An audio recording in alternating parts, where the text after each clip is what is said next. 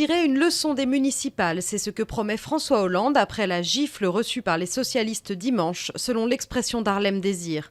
Le président de la République souhaite travailler au redressement du pays avec plus de force, plus de cohérence et plus de justice sociale. La rumeur d'un remaniement de grande ampleur enfle, mais aussi celle d'un geste fiscal. 122 objets flottants ont été repérés dans l'océan Indien, dans la zone où s'est abîmé le vol MH370.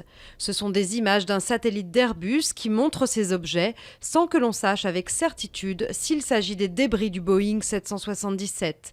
Un grand cabinet d'avocats américains a déjà porté plainte contre la Malaysia Airlines et contre le constructeur de l'avion. Le président chinois Xi Jinping est reçu en grande pompe en France. Après son arrivée à Lyon hier, le chef d'État doit formaliser à Paris l'entrée du groupe Dongfeng au capital de PSA Peugeot Citroën. Paris veut rééquilibrer ses relations commerciales avec la Chine, en déficit de 26 milliards d'euros l'an dernier. Il reste un grand chemin à parcourir pour y arriver, selon l'Élysée. Le plus vieux détenu de France est jugé à Reims depuis ce matin. Marcel Guillot, 93 ans, est accusé d'avoir tué une femme de 82 ans par dépit amoureux.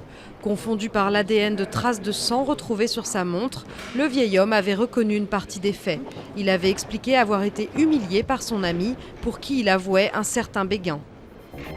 C'est raté, le vaisseau Soyouz, lancé dans la nuit avec 3 astronautes russes et américains, n'a pas pu s'arrimer à la Station spatiale internationale.